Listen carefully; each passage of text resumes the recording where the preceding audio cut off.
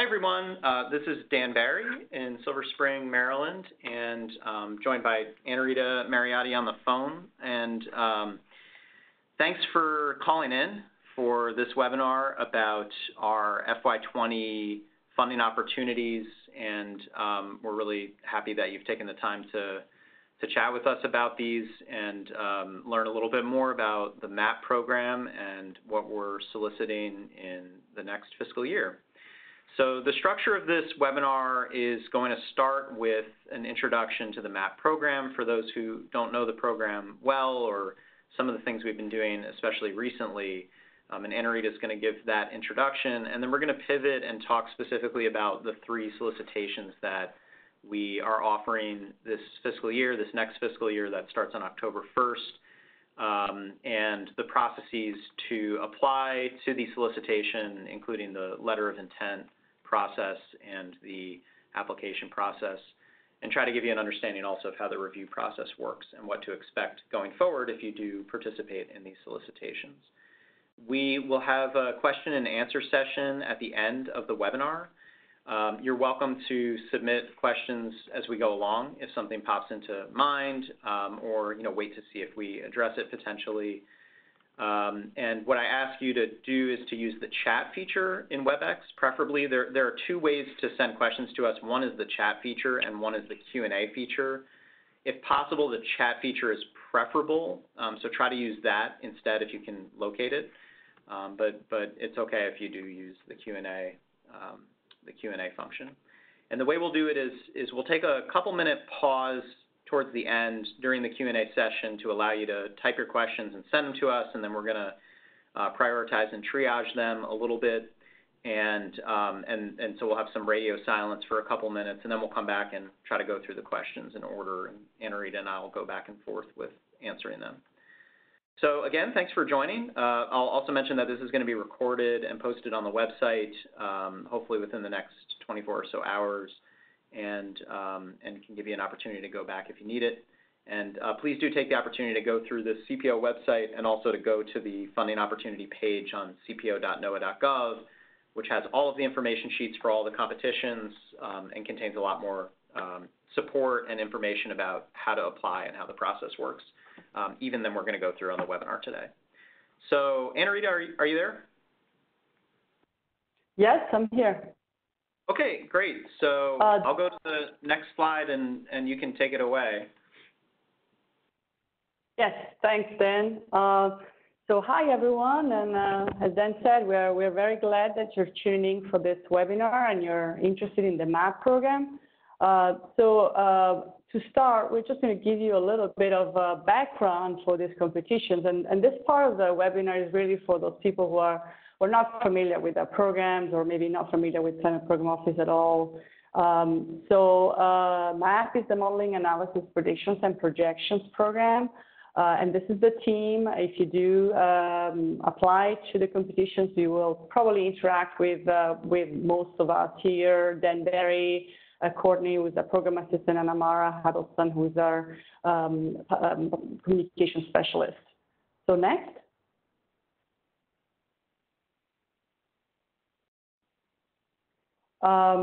So this part, I think we've already covered. You go to the next one, please. Next. All right, so this is a sort of really high-level background on the MAPP program. MAPP is a NOAA grant program. It sits under the Office of Oceanic and Atmospheric Research, and specifically is part of the Climate Program Office, or CPO, activities. This spans 3 primary research climate area, and these are observing and monitoring of climate, understanding and modeling, and informing decisions. In particular, the MAPP program falls under the understanding and modeling, and specifically the Earth System Modeling Prediction Division.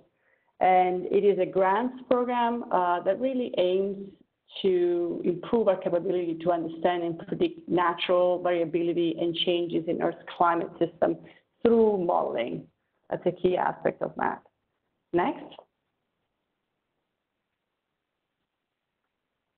And through this work, MAPP really helps the nation address societal challenges created by the effects of climate variability and change, that is drought, extreme heat, flooding, and changing sea levels. So the way we do that is to support research as well as transition of research into applications as well as NOAA operations, and also support engagement activities that help and sort of in synergy with the funding to really achieve the goals of model development, integrations of models to address the applications of these models for Earth system predictions and analysis, specifically for climate. And what MAPP does builds on process level understanding from other Climate Program Office division program, ESSM division programs, and also other agencies. We work closely with other agencies as well, and develops modeling that's a basis for a range of Climate Program Office applications, including, for example, the National Climate Assessment, the NIDIS type of application, that's the National Integrated Drought Information System, and the RESA work. And what we do through MAPP aims at extending the kind of research that NOAA does internally through the labs, and also attempts to provide the coordination and leadership that's needed to advance climate modeling in the U.S. Next.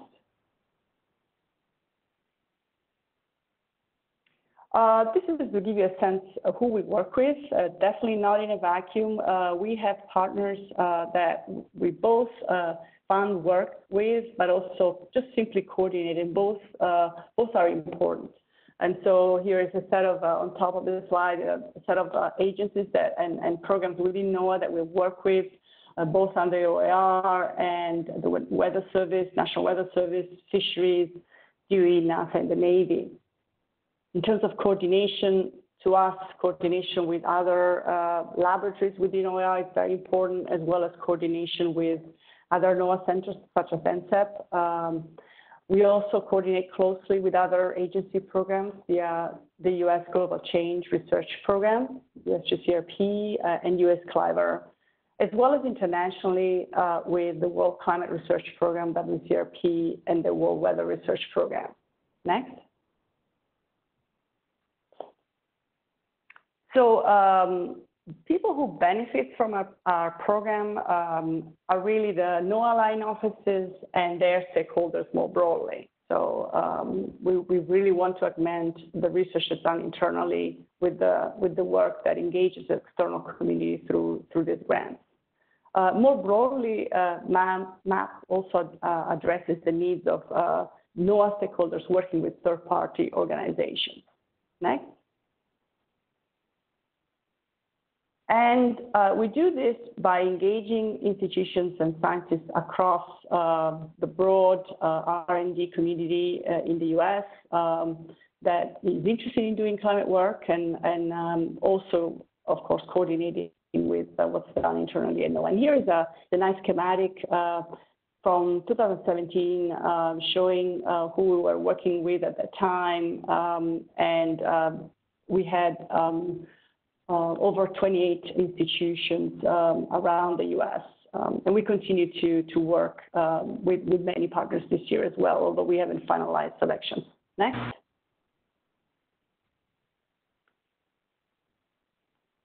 So all the work that MAPP does is mission-driven.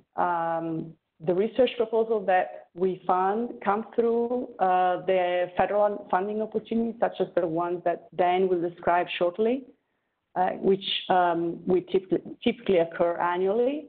And this process is really important because it enables NOAA to rigorously select the best ideas from the broad scientific community in support of NOAA's mission. Our grant competitions, depending on the priority a particular year, can fund both foundational research as well as transition of research into applications to help support NOAA service and statutory requirements. And we follow the R&D funnel business model. You can see it on the right, from the more foundational research all the way to operational implementation. We are somewhat in the middle, mission-oriented into transition, as I mentioned before. Next.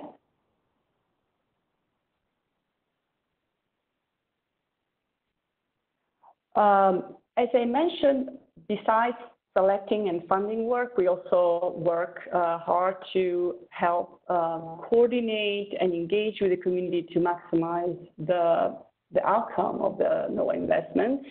And we do this in various ways. Here are some examples. We typically hold webinars where investigators can present their work and exchange ideas, but sometimes we also invite people who are not our investigators and have opportunity to infuse new ideas into what's done in the program. We work with the investigators that we fund to organize relevant meetings, committee meetings and workshops. For example, the U.S. Climate Modeling Summit is one that we have organized now regularly. It's happened now for 5 years, but also other workshops.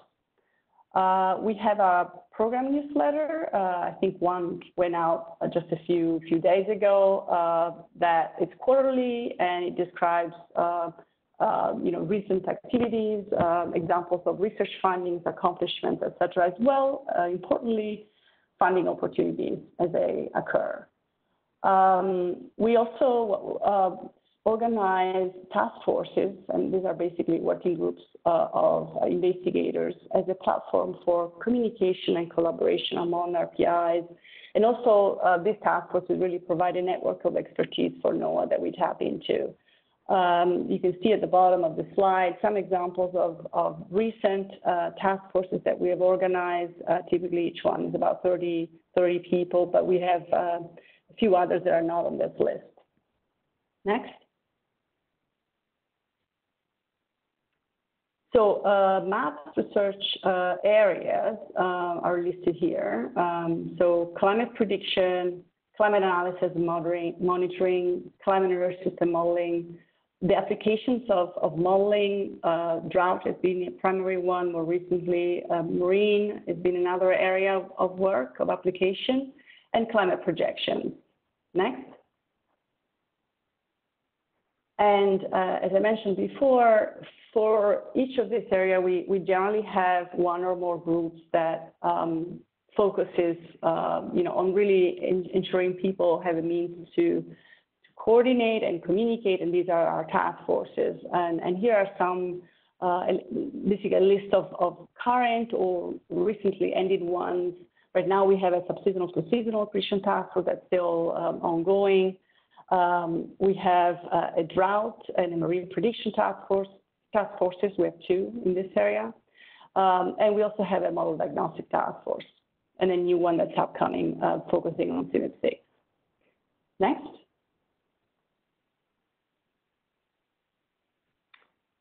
This schematic is just a sort of summary, a snapshot of achievements over the period since MAPP was established as a program, 2011.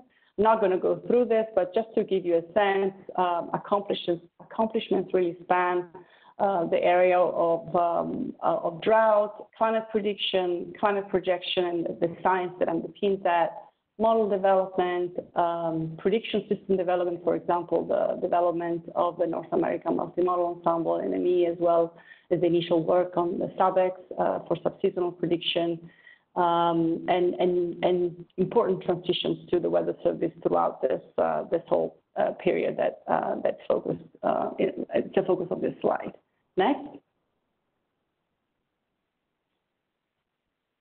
And this is just a synthesis, give you a sense of the breadth and the dimensions of the program. So our program by numbers, typically we have about 100 investigators per year or 80 plus ongoing projects per year, about 200 plus publications that come out of this project. The program organizes special issues and collections of journals. We have several that you can find on our website if you're so interested in finding out more. There are several transitions of research into operations or other applications every year. And as I mentioned before, communication and outreach is really important. So you can find opportunities to listen in to webinars, as well as receive our quarterly newsletter. If you're interested, you just go to our website and sign up to receive it. Anybody can do that. You can also find through our website past community reports from MAPP organized workshops or other research activities that inform NOAA as well as more generally the community as appropriate. So this is just a sense of the kinds of things the program has been doing. And lastly, being a MAPP PI, so what is it like to work with our program? Well, I mean, besides doing great research, you do have to submit, an annual report and a final report.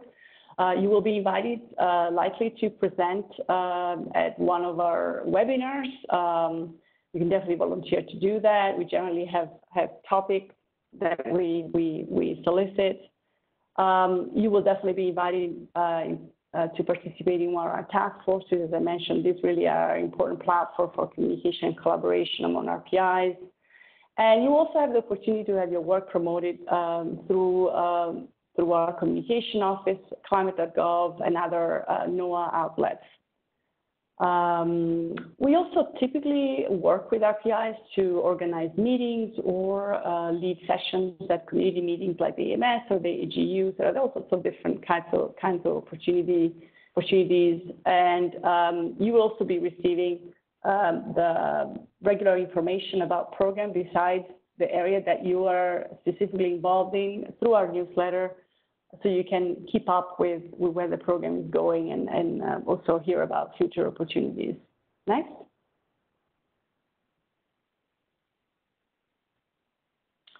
And if you want to learn more about MAPP or what the MAPP PIs think about the MAPP program, you can go to our website. We have a technical report that we put together about a year ago that includes results from a survey that we conducted where people basically give us their candid feedback on what they thought about the program, what their experience was like. So do feel free to scan that as well.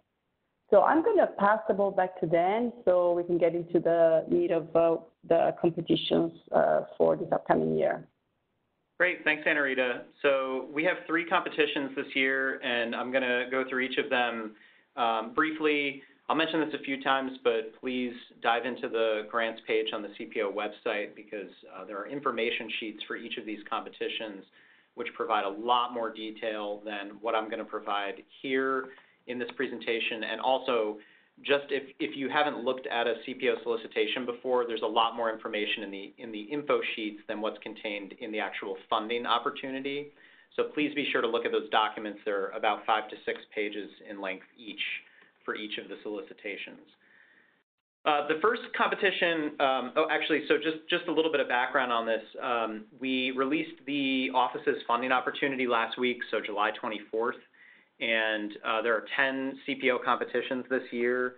6 of those are from the Earth System Science and Modeling Division that Anna-Rita mentioned, which the MAPP program is a part of, and there are some additional competitions as well outside of our division that are part of this overall CPO funding opportunity. And all of these deadlines apply to each of the competitions. So each of the programs is expecting letters of intent by August 23rd, 5 p.m. Please send them in.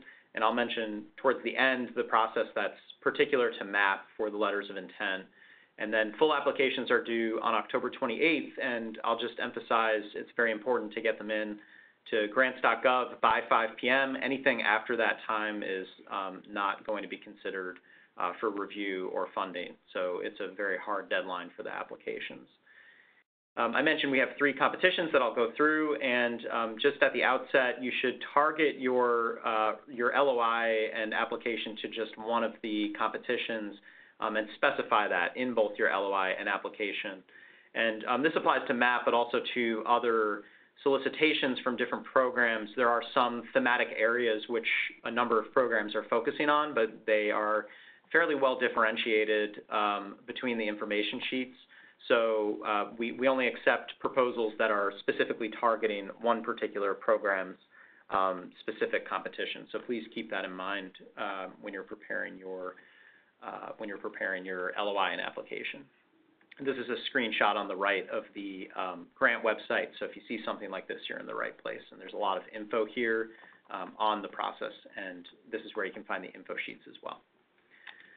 So the first competition is focused on the topic of drought, and this is building on about a decade now of collaboration between MAPP and the NIDIS program, which is the National Integrated Drought Information System program. And this is a funding program that's part of the Climate Program Office, and it's focused on really end-to-end work in the drought realm, so getting all the way from some of the physical science questions that MAPP partners with NIDIS on, all the way to stakeholder needs and decision-making context, building communities of practice, and really getting the best science into the hands of decision makers so that we can manage our water resources effectively and cope with drought effectively as well. And I'll go through this a little bit with some of the motivation and some of the science that we're looking for in the proposals. So NIDIS, first of all, was reauthorized in legislation last year, and I highly recommend that you look at that piece of legislation to understand the types of things that NIDIS is going to be concerned with over the next few years of its reauthorization. And that'll help give you some context of how the proposals you submit to MAPP can be most relevant to serving NIDIS needs under their congressional authorization, which is ultimately our driver. The NIDIS program is working on drought early warning systems, which are regional efforts to provide early warning on drought and engage with stakeholders in those regions to disseminate that information and prepare communities. I mentioned that this work is building on about 10 years of collaboration at this point. So MAPP has funded 3 drought task forces at this point, which have focused on various drought research topics, including prediction and predictability, monitoring, model development, and also understanding of drought. And the projects that are funded out of this solicitation will constitute the 4th iteration of the drought task force.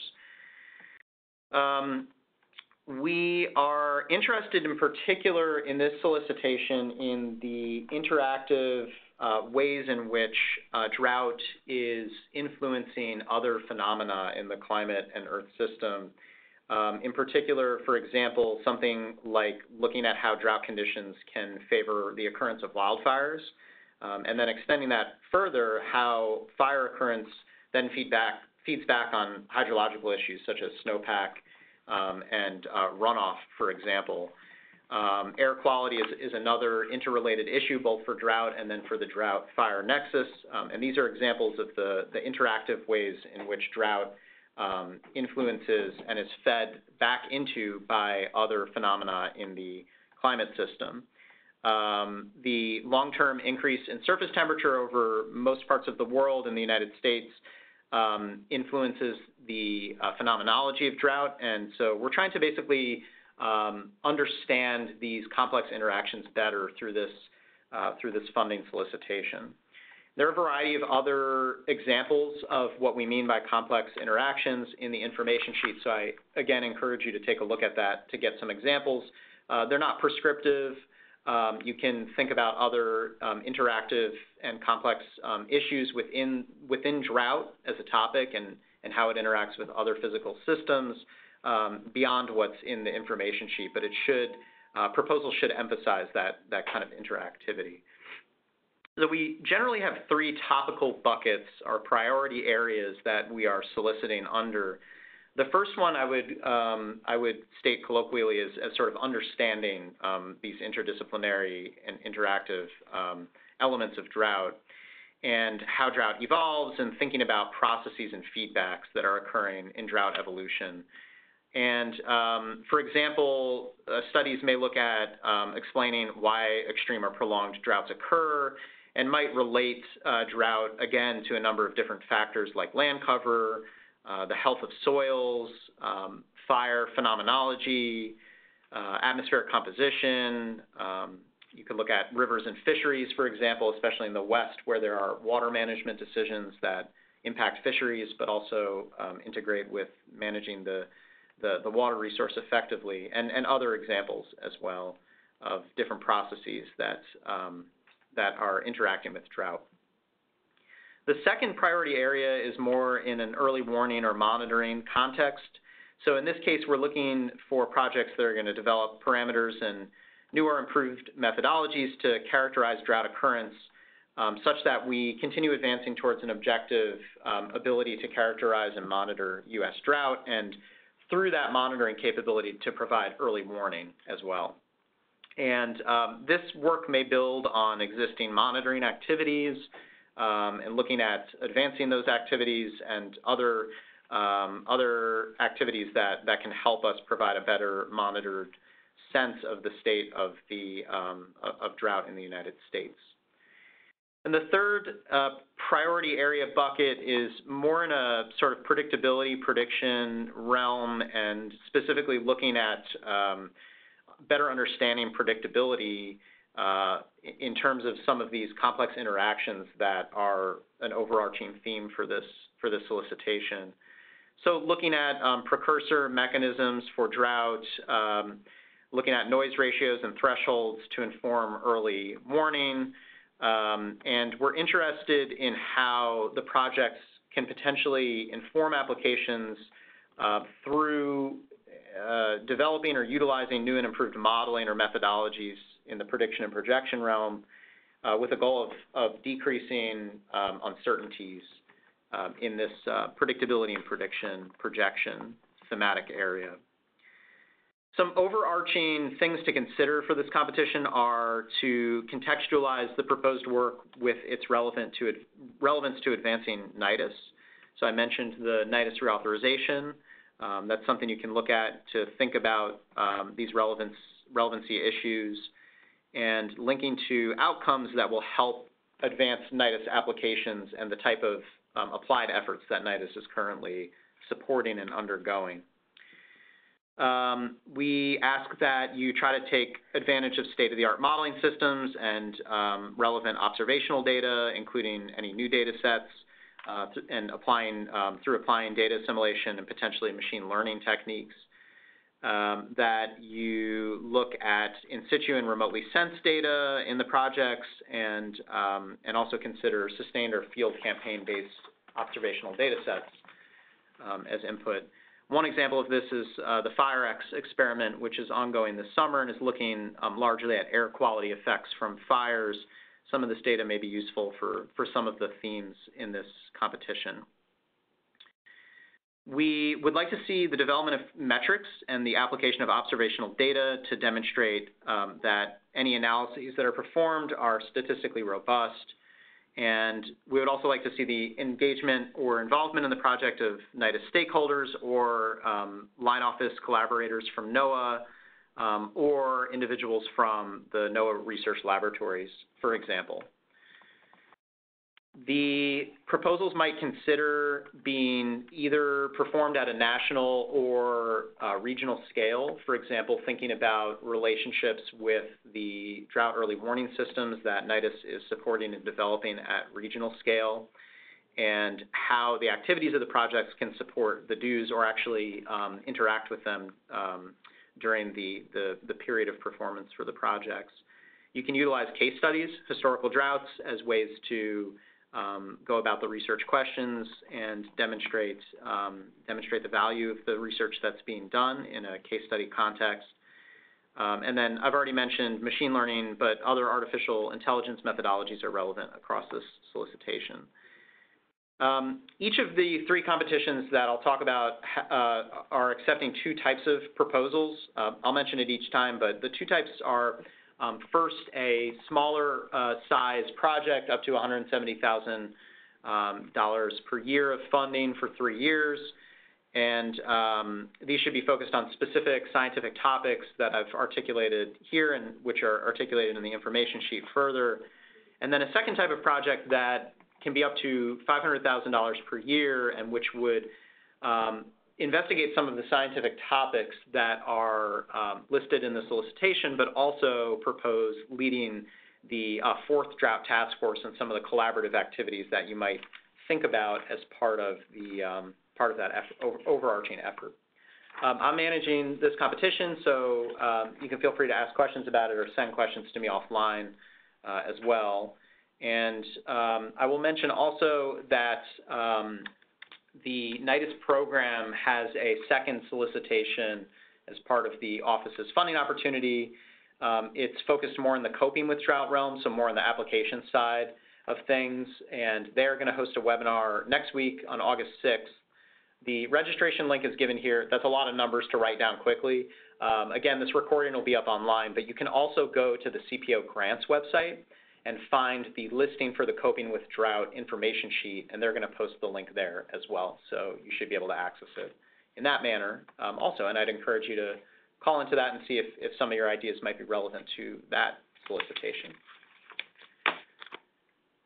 The next solicitation is titled Modeling Climate Impacts on Predictability of Fisheries and Other Living Marine Resources, and this is one of 3 Climate Program Office solicitations in this fiscal year that are focused on fisheries-related climate issues. The other 2 are offered by the Climate Variability and Predictability Program, which Sandy Lucas manages, and the Coastal and Ocean Climate Applications Program, which Adrienne Antoine manages.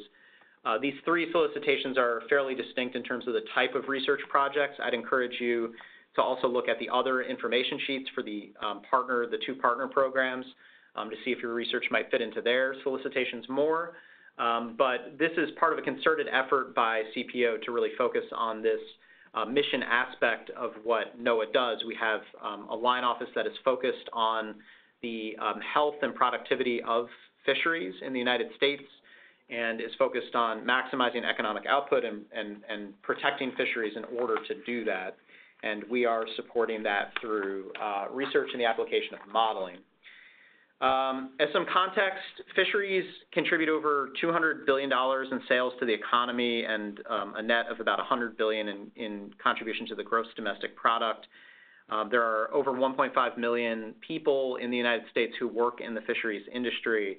And we also have statutory requirements at NOAA to be engaged with regulations of fisheries and also to be doing related science activities to try to support those statutory requirements that NOAA has. So our office, Climate Program Office, as well as the Office of Oceanic and Atmospheric Research above us is very focused on bringing science to bear on these issues. This solicitation from MAPP builds on a currently funded activity which has a task force called the Marine Prediction Task Force, which is focused on predictability and prediction issues. And this solicitation is building on that existing effort to explore the feasibility of using climate predictions to inform future conditions in our marine environments. And we're very interested in this cycle in process issues, so thinking about the processes that drive how climate impacts marine ecosystems on different timescales and the associated uncertainties. An example might be prolonged marine heat waves that end up linking with fishery health and impacting fishery productivity. And there are a number of prominent examples in U.S. waters over the last few decades of this type of phenomena. And for example, in this heat wave realm, thinking about how the predictability, persistence, and effects on the ocean's physics, biogeochemistry, and ecosystems can be studied through research projects.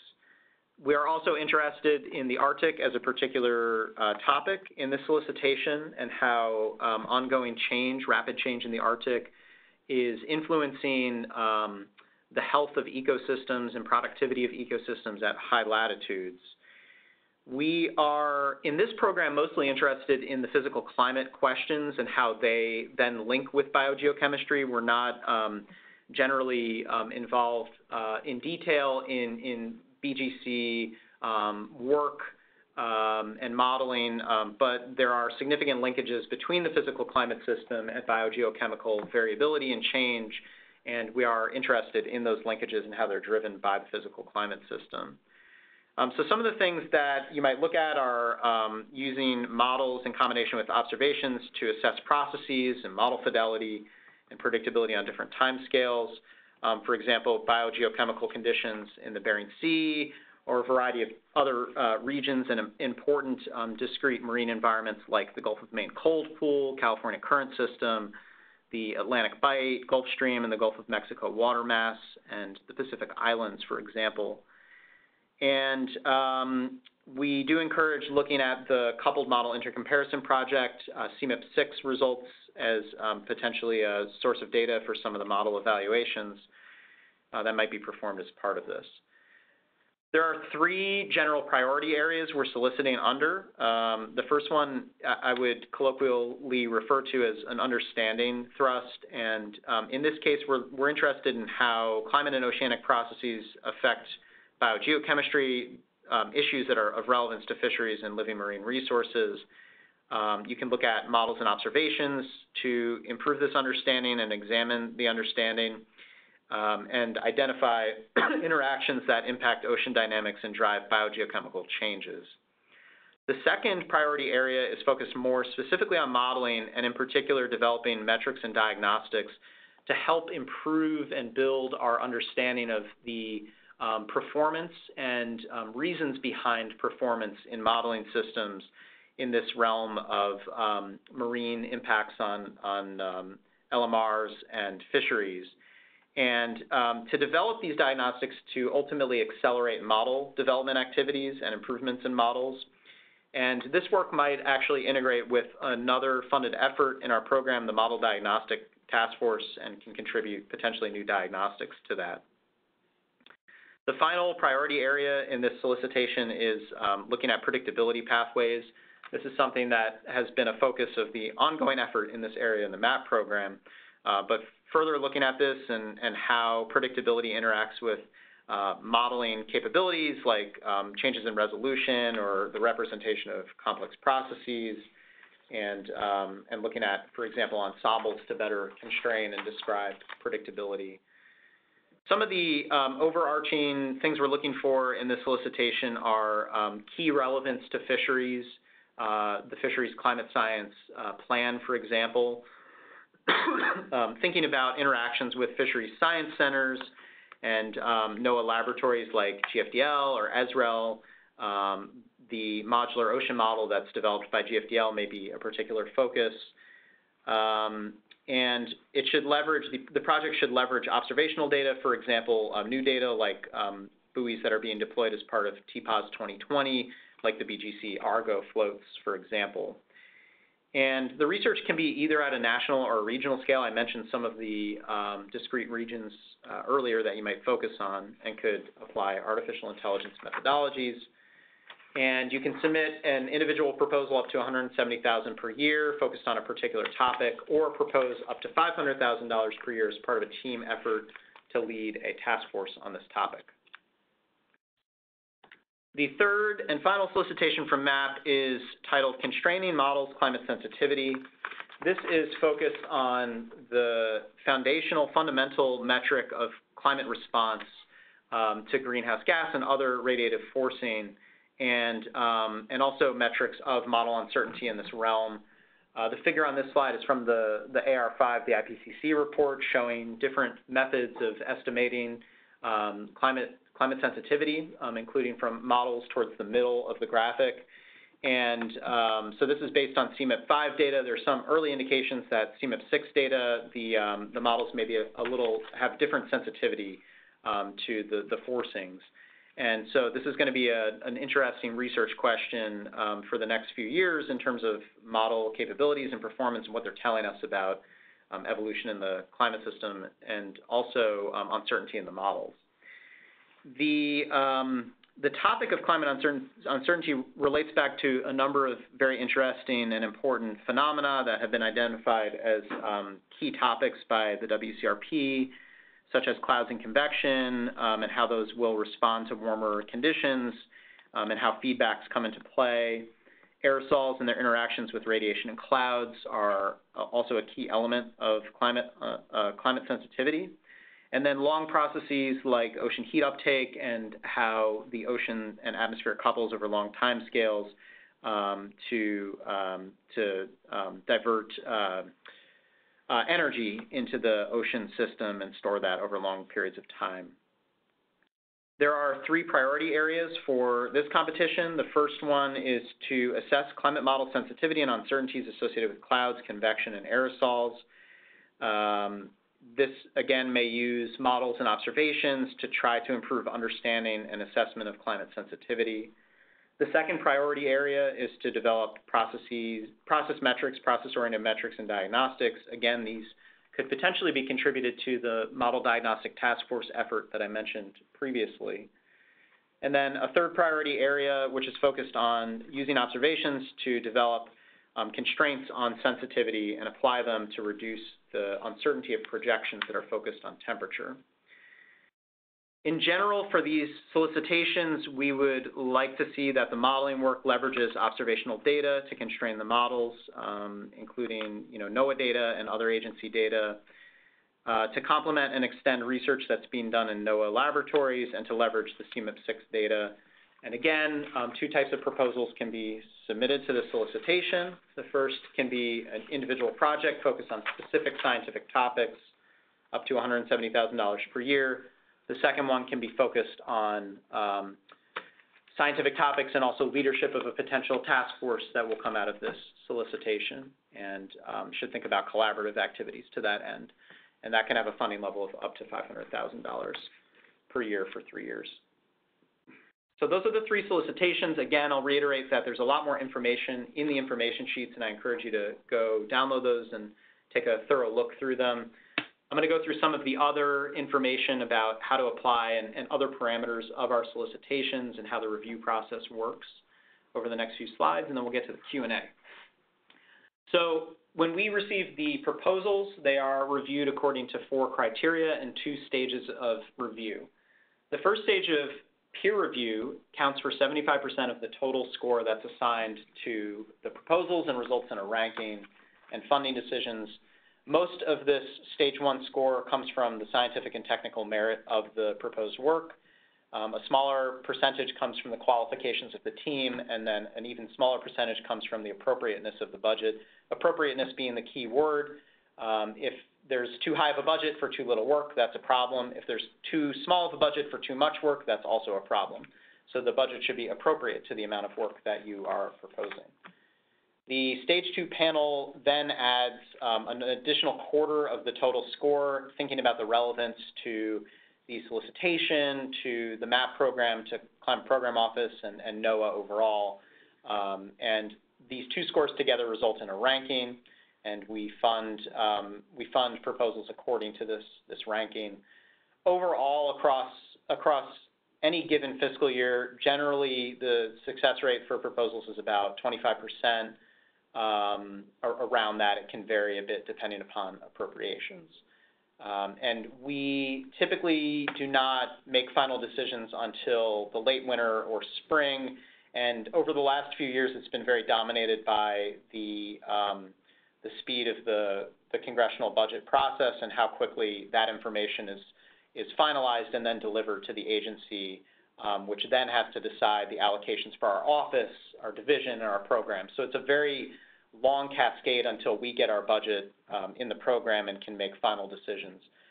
So there can be quite a few months between submitting your proposal and receiving a final decision from us about your proposal. To jump into this, you should go to grants.gov to actually download the application and to submit your application. And the information sheets can be found on our office's website, cpo.noaa.gov. The funding opportunity provides a lot of information about proposal requirements. I won't go through all of them, but it tells you how many pages to spend on certain content, what we expect on the title page, who can apply, et cetera, et cetera. And you should definitely go through that thoroughly when preparing the proposal and kind of check against it to make sure everything's been included. And I've mentioned the info sheets a number of times. I don't think I have to mention that again. The most imminent process is the letter of intent process. So the letters of intent are due to us again on August 23rd, and these for MAPP are submitted to us via a Google form that's available in the information sheets. And you should submit a PDF to us. You should submit a PDF to us through this form. And there are a number of requirements. Again, these are listed in the information sheet, but you should clearly identify the competition, give us a tentative project title. It doesn't have to be the same as the final proposed title, but just something up front. The names and institutions of the lead and collaborative investigators, a statement of the problem, which should be the bulk of the LOI, including a summary of the work, an estimated cost for the project, and why you think this is relevant to the solicitation. So the focus should really be on the statement of the problem and the summary of the work. But please do include these other categorical areas for us to evaluate. And we'll get back to you about 3 weeks after you submit the LOI with a response.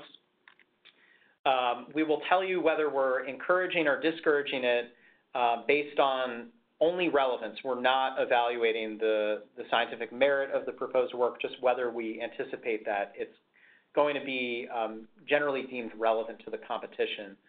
We may provide a sort of in-between evaluation where we may marginally encourage it, say something like much of the work described is relevant but not all, so you'd have to kind of tune it up a little bit for it to be ultimately deemed to be highly relevant. We have to respond to your LOIs by September 13th, so because of this short time scale, we're not going to be able to provide a lot of detailed response. We're just going to tell you whether we're encouraging, discouraging, or marginally encouraging the LOI.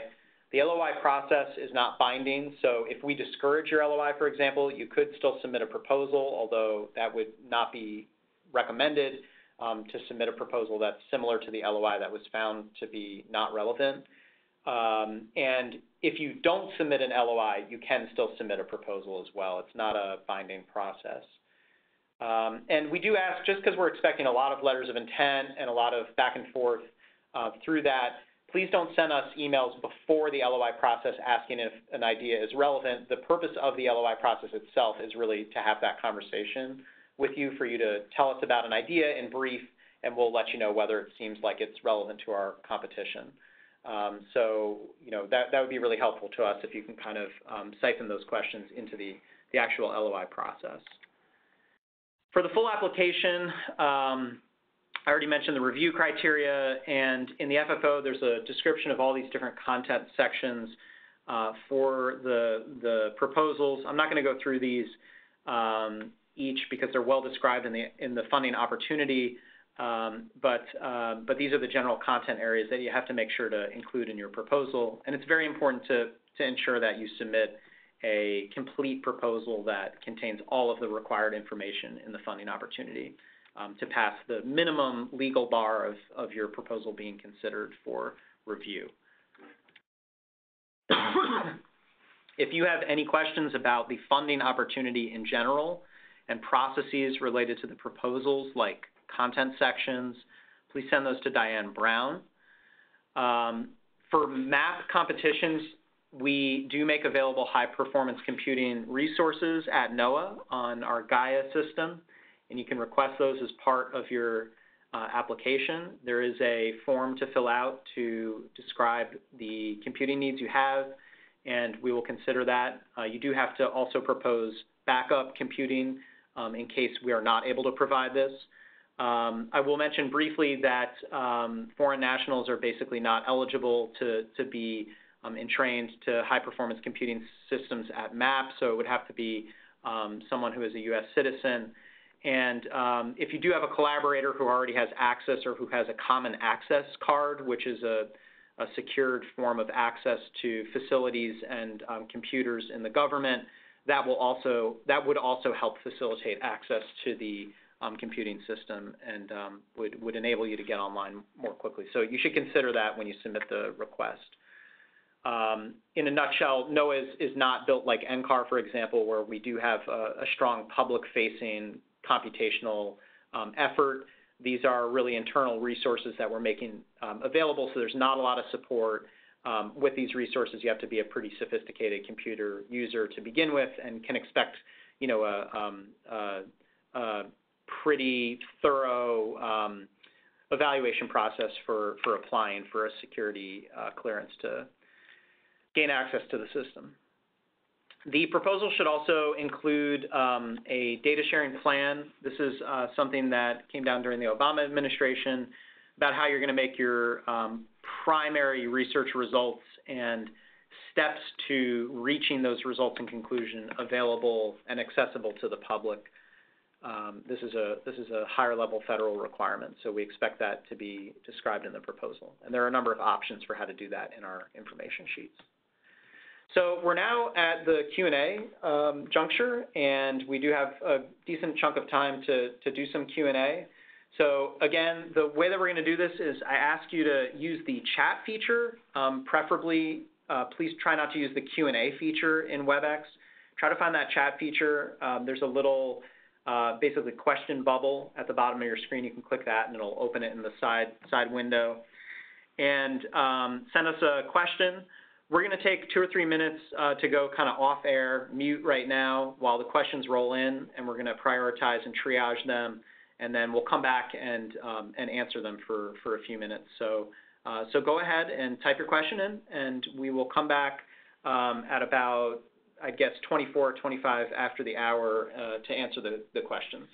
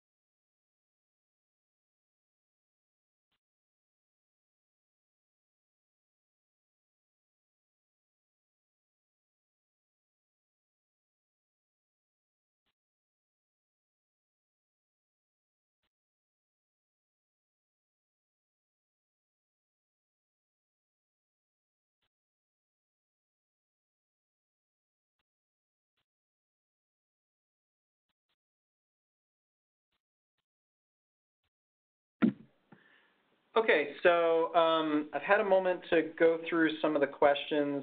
We've gotten a few, so thank you for that.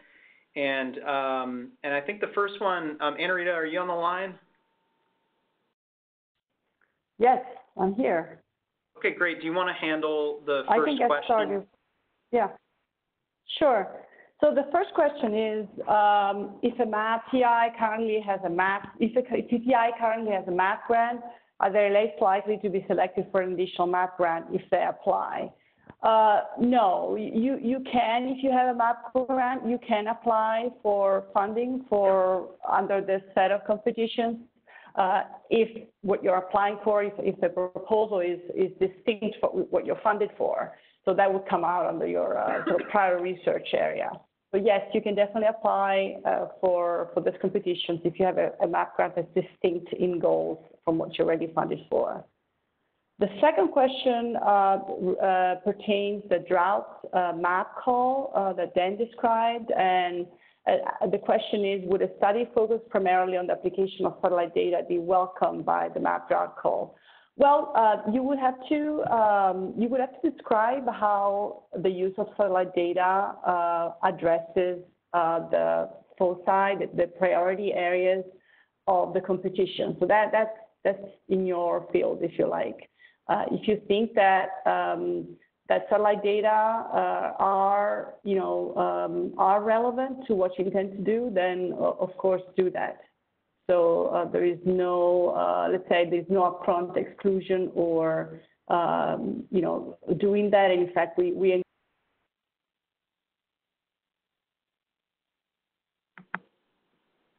Anna-Rita, are you still there? I can't hear you right now.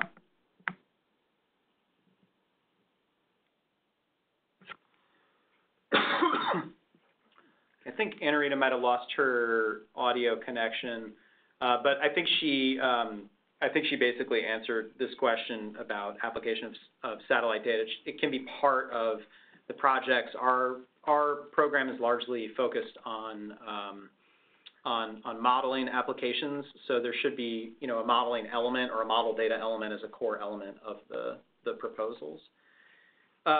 In the meantime, while Anna-Rita tries to get back on the audio, the next question is, are the Great Lakes a focus area of interest in the fisheries call? So the National Marine Fisheries Service as a line office does not cover the Great Lakes. It only covers marine fisheries, so non-freshwater fisheries. But there is, for example, an OAR lab in the Great Lakes. There is a RISA in the Great Lakes. So more broadly for NOAA, the Great Lakes are a topic of interest, and we could see that as being relevant to this particular fisheries competition. Although the primary thrust of that competition is to see proposals that are largely relevant to National Marine Fisheries Service activities. So I think those would be seen as somewhat more relevant because we're not calling out the OAR laboratories, but there are certainly pertinent fisheries in that region that are a topical focus area for laboratories, and so I could see a relevant proposal coming out of that. The next question is saying, I wonder if you could please provide a few NIDIS applications relevant at the seasonal to decadal scale. When I think of NIDIS, I currently think mostly of the U.S. Drought Monitor. So some examples of this, NIDIS is largely focused on monitoring and shorter timescale prediction, particularly of seasonal to interannual timescales. But more broadly, the context of decadal variability, for example, or long-term climate change as influencing drought conditions and sort of the envelope of drought variability in particular regions is very important, and very important to the understanding thrust and also the prediction predictability thrust under the NIDIS activity. These timescales aren't really called out specifically, for example, in the reauthorizing language for NIDIS, but are very relevant to understand the phenomenology of drought. So that's kind of how I would describe it. It's really on the scientific side. There isn't, you're citing the Drought Monitor. There isn't really a product specifically that's targeting these longer timescales operationally for NIDIS.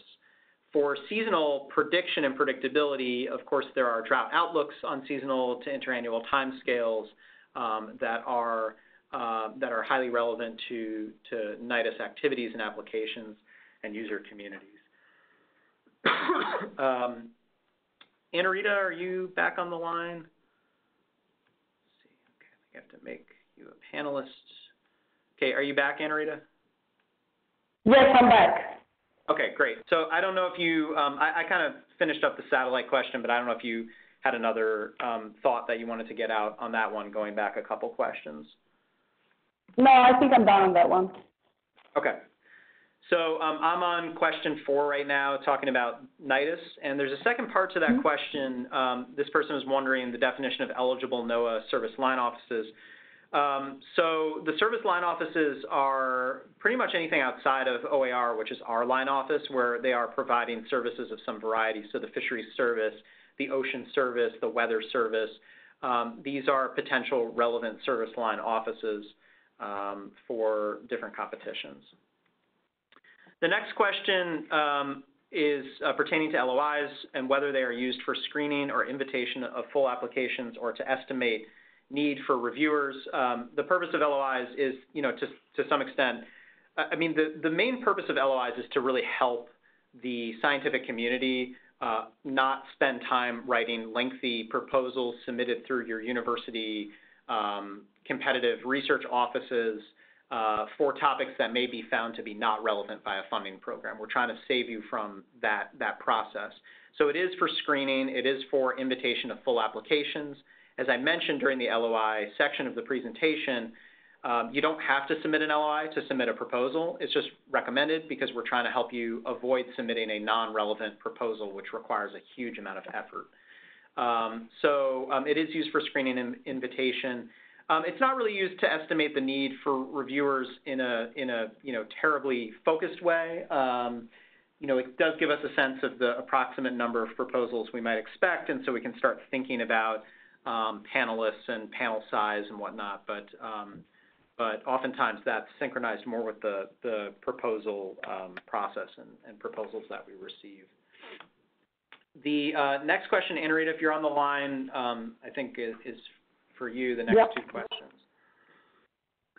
Yeah, the next two questions pertain to type 1, type 2 proposals that Dan described during his part of the talk. The first one in particular, the caller asks, is it certain that a type 2 proposal will be selected in each competition?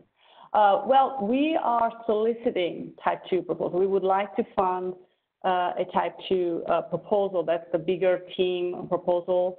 But depending on how those proposals review, we may or may not select a proposal, a type 2 proposal.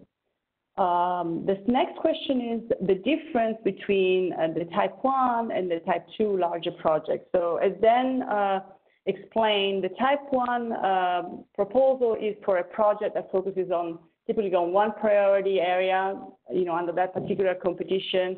And it's for $175,000 per year. While the type 2 proposal is a larger project that will at least address two of the priority areas that we have under one competition. And it will also include work to coordinate a task force in that particular area. And so it will have funding of about up to $500K per year. So it's mostly scope and also funding amounts. Dan, do you want to take the next one? Yeah. This question is asking, can you please quickly repeat if and when there will be an additional webinar covering the other CPO funding opportunities not covered today, and how to receive notifications? So these webinars are done in a pretty ad hoc manner. It's really determined by the particular program. I would encourage you to get in touch with the program manager if you can't find clear information on the CPO grants website about this or on the program-specific webpage on cpo.noaa.gov. You should get in touch with the program manager if it's not publicly available via the website, and they'll let you know. The only one that I'm aware of is the NIDIS Coping with Drought competition, but I do think that the COCA program will likely host a webinar and other programs as well. I just don't know the timing of them. And there's no formal way to receive a notification from the programs aside from sort of investigating the website a little bit more and getting in touch with the program manager. The next question is, how does CPO handle the submitted and pending FY19 proposals and potentially a new FY20 submission by the same PIs? So this is referring to last fiscal year versus this new funding opportunity. For MAPP, all of our FY19 proposals have had decisions made, either positive or negative at this point. There's no relationship between decisions in FY19 and decisions in FY20 for the same PIs. If you're asking about a situation with a FY19 proposal in another program, I would encourage you to direct that question towards that responsible program manager. The next question is for Anarita. Yes, this question is about the S2S work that we have, the S2S task force that we have. So the question is, if you still have an ongoing S2S task force, how will this continue since the S2S specific call for proposal was under a different office, OAC, last year? Yes, we do have an ongoing S2S task force. This is actually entering its fourth year, and the projects are in a no-cost extension phase. So the next year will be basically a wrap-up phase where, projects will write their reports, their papers, and then we will also have a collective report.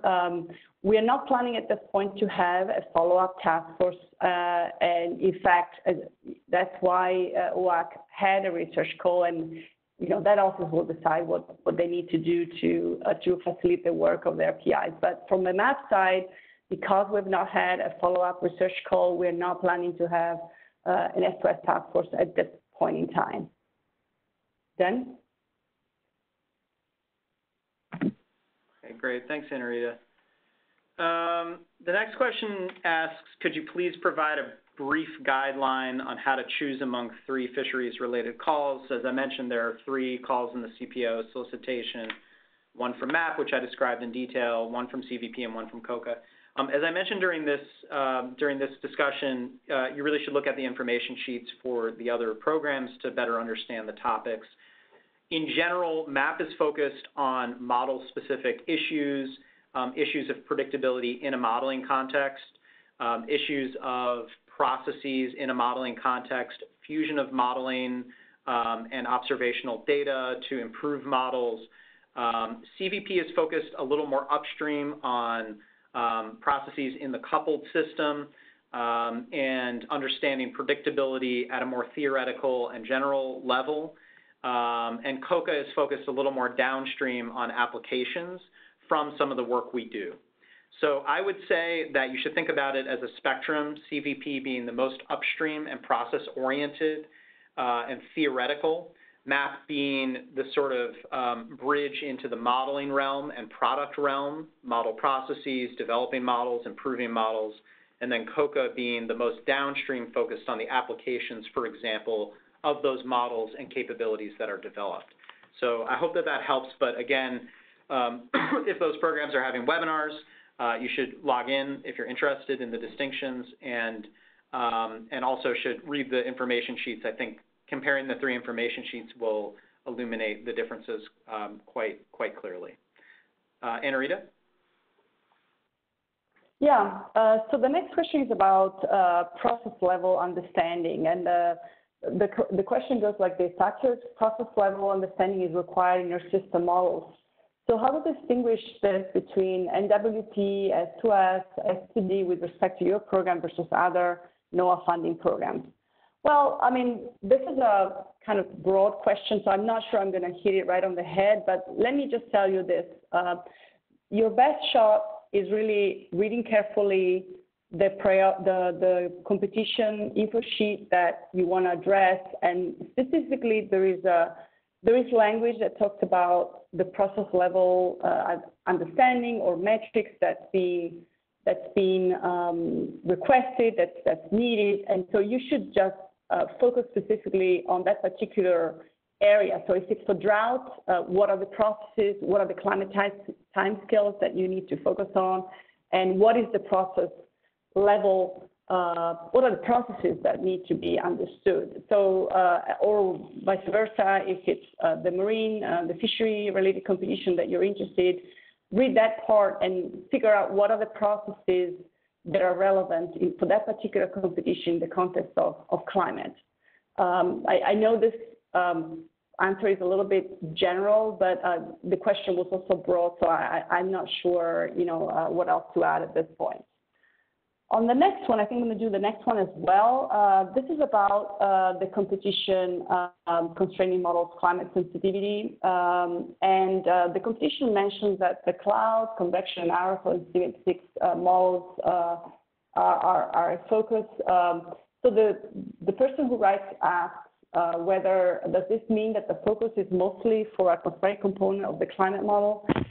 Well, I would say, and if you read the information sheet carefully, you will see this. The focus is on the sort of constraining the model climate sensitivity that comes from cloud, convection, and aerosol processes.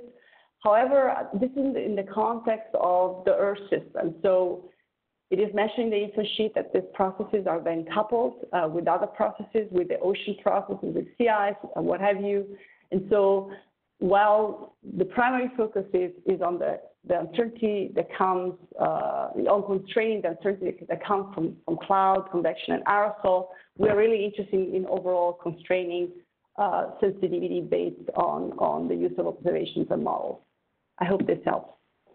Dan? Yep. The next question asks or points out that the 2018 reauthorization for NIDIS also includes EPIC, which is the Earth Prediction, I think, Interdisciplinary Center or Innovation Center or something like that, and asks how might the CPO and MAPP program specifically be involved in EPIC or leverage what is intended by EPIC, for example, connecting the Earth system modeling from numerical weather prediction timescales to S2S to S2D. EPIC is being led by the Office of Weather and Air Quality, which is a different program office in OAR. My understanding of EPIC is that it is undergoing a planning phase right now to figure out what's involved. My additional understanding is that it's OAC's responsibility to lead and develop the research investments for EPIC. CPO and OAC are always in coordinating with each other and communicating with each other about these research topics. But because of the nascent stage of EPIC, there is not a current plan for the specific element of this question about connecting from NWP to S to D timescales. I will additionally note that the weather bill that was passed by Congress redefines subseasonal to seasonal climate as weather. So anything that goes out to 2 years is weather. And we are in the Climate Program Office, and the Office of Weather and Air Quality is labeled as the Weather Research Office. So that's an additional context right now for some of these questions about connecting modeling across timescales. Okay, so I don't think that we have any further questions that have come in.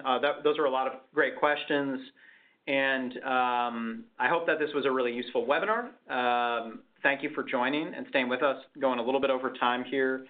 I hope it gives you a better sense of what our program does and what we're looking for as part of the FY20 solicitations. And if you have specific questions at this point, please reach out to the competition managers. So I'm managing the drought and marine competition, and Anna-Rita is managing the climate sensitivity competition. And we're happy to answer those. And then please get your letters of intent in by 5 p.m. on August 23rd using the Google form that's in the documents, the information sheets. Best of luck with the proposal process. Thanks again for your interest and for joining today. Anna-Rita, do you want to add anything else at the closing here? No, that's perfect. We're really glad that you're interested in our program, and we look forward to getting your LOIs. Thanks, Dan. Great. Thanks a lot. Take care, everybody.